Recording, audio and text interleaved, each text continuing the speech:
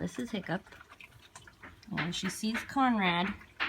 And she wants to eat him really badly. But she can't. Because there's glass in the way. And Conrad's getting all puffy.